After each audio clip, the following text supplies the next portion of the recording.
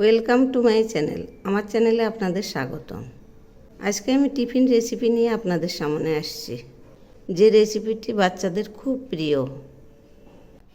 এই রেসিপি বানানোর জন্য এখানে আমি 1 কাপ আটা নিলাম, আর নিচ্ছি 2 চামচ সুজি। এবার আমি নিচ্ছি 1 চিমটি লবণ, সেই সঙ্গে নিচ্ছি 1/2 চামচ কালো জিরে, আর নিচ্ছি 2 চামচ রিফাইন তেল। এই যে 2 চামচ নিলাম।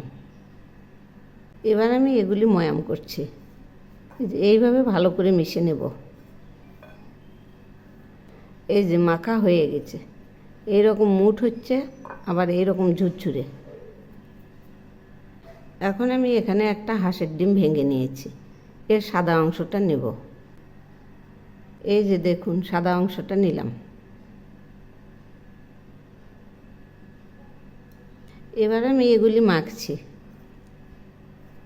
এখন আমি এর মধ্যে একটু জল দিয়ে নিচ্ছি, অল্প পরিমাণ জল দেব। এইভাবে ডলে ডলে মেখে নেব। তো বন্ধুরা, আমার রেসিপি যদি আপনাদের ভালো লেগে থাকে তাহলে সাবস্ক্রাইব করে আমার পাশে থাকবেন, আর কমেন্ট করে জানাবেন কেমন লাগলো। এভাবে আরও কিছুক্ষণ মাখব। এই যে দেখুন, মাখা হয়ে গেছে, এইরকম হয়েছে। এখন আমি এর মধ্যে অল্প পরিমাণ তেল দিয়ে মেখে রাখছি। এই যে এভাবে।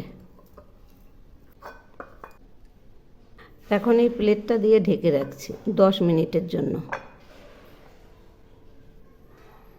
এবার কড়াই বসিয়েছি, কড়াইয়ে অল্প পরিমাণ তেল দিলাম, আর দিচ্ছি একটু জিরে ফোড়ন। এখন আমি এর মধ্যে দিচ্ছি সেদ্ধ করে নেওয়া আলু, ভুট্টা, গাজর আর বিনস। এবার আমি দিচ্ছি সামান্য একটু লবণ, আর দিচ্ছি অল্প পরিমাণ চিনি। এখন আমি দিচ্ছি সামান্য একটু চাট মশলার গুঁড়ো, সেই সঙ্গে দিচ্ছি সামান্য একটু লঙ্কার গুঁড়ো, আর দিচ্ছি সামান্য পরিমাণ জিরার গুঁড়ো। এখন আমি এগুলি নেড়ে দিচ্ছি। এবার আমি সামান্য পরিমাণ জল দিলাম। এখন এগুলি ঘন ঘন নাড়ব, আর এইভাবে আলুগুলো ভেঙে দেব, তাহলে মাখা মাখা হয়ে যাবে। এই যে দেখুন, অনেকটাই মাখা মাখা হয়ে আসছে, আর একটু মাখা মাখা হবে। দেখুন এইরকম হয়েছে। এখন এগুলি নামাবো। 10 মিনিট হয়ে গেছে, এবার ঢাকনা খুলছি। এই যে এইরকম হয়েছে। এখন এগুলি সরিয়ে নিচ্ছি। এবার আমি এই ডোটা আবার একটু মেখে নিচ্ছি। এইভাবে অনেকটা সময় ধরে মাখবো, একদম মোলায়েম হয়ে যাবে। এই যে দেখুন, এইরকম হয়েছে। এবার 2 টুকরো করে নিচ্ছি। এখন আমি এগুলি গোল করে নেব। এবার আমি এর মধ্যে আটা দিয়ে বেলে নিচ্ছি।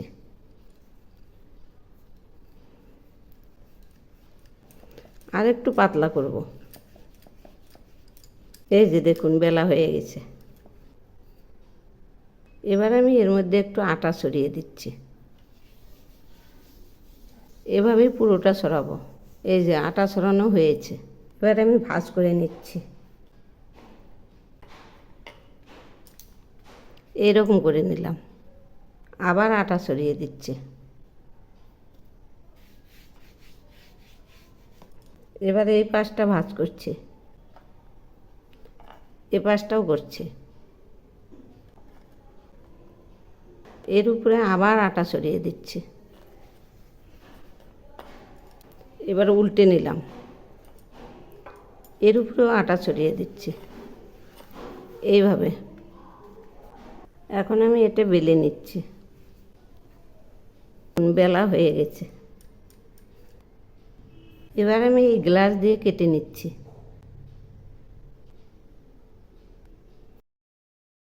এভাবেই কেটে নেব। এই যে দেখুন, 3টে টুকরো করে নিলাম। এবার আমি সাইড থেকে এগুলি তুলে ফেলছি। এগুলি দিয়ে আর একটা করা যাবে। এখন আমি পরপর 3টে একখানে করছি। এই যে এইরকম। এই যে দেখুন, এইরকম করে নিলাম। এইরকম। আমি এর মধ্যে এই পুরটা দিয়ে দিচ্ছি। এবার আস্তে করে মুড়িয়ে দেব, এইরকম, এইভাবে মুখটা মুড়িয়ে দেব। এইভাবে পাক ঘুরোতেই থাকবো, তাহলে আস্তে আস্তে বন্ধ হয়ে যাবে। এই যে দেখুন এইরকম হয়েছে। এবার আমি মুখটা মুড়ে দিচ্ছি, আস্তে আস্তে গোল করছি। এভাবেই আমি গোল করে নিচ্ছি। এই যে এইরকম হয়েছে। এবার আমি এগুলি কেটে নিচ্ছি এইভাবে, এরকম করে কাটবো। এভাবেই আমি 4-5টাই কাটবো।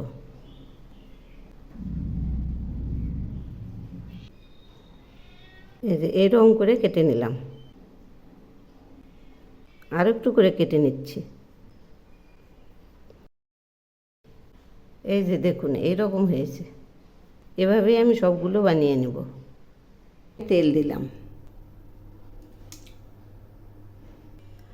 তেল গরম হয়েছে। এবার আস্তে করে ছেড়ে দিচ্ছি। এর উপরে আস্তে আস্তে তেলটা ছেড়ে দিচ্ছি। এইভাবে তেল দিতেই থাকবো। দেখুন আস্তে আস্তে মিলে যাচ্ছে। দেখুন একদম ফুলের মতো হচ্ছে। এভাবেই আমি পাক ঘুরিয়ে ঘুরিয়ে ভাজবো। এখন আমি উল্টে দিচ্ছি, আবার আমি উল্টে দিচ্ছি। এই যে দেখুন ভাজা হয়ে গেছে। এবার নামিয়ে নিচ্ছি। দেখুন কত সুন্দর হয়েছে। এভাবেই আমি সবগুলো ভেজে নেব। এই যে দেখুন সবগুলো ভেজে নামিয়েছি। এখন এর উপরে আমি একটু টমেটো সস দিচ্ছি। এভাবেই সবগুলোতে দেব। এখন আমি এর উপরে একটা করে ধনিয়া পাতা দিয়ে সাজিয়ে দিচ্ছি। এগুলি সাজানোর জন্য, দেখতে সুন্দর লাগবে। এভাবেই সবগুলোতে সাজাবো। এই যে সাজানো হয়েছে। দেখুন কত সুন্দর হয়েছে। এভাবে বানিয়ে খেয়ে দেখবেন, অসাধারণ টেস্ট। এই রেসিপি পেলে বাচ্চারা একদম খুশি হয়ে যাবে।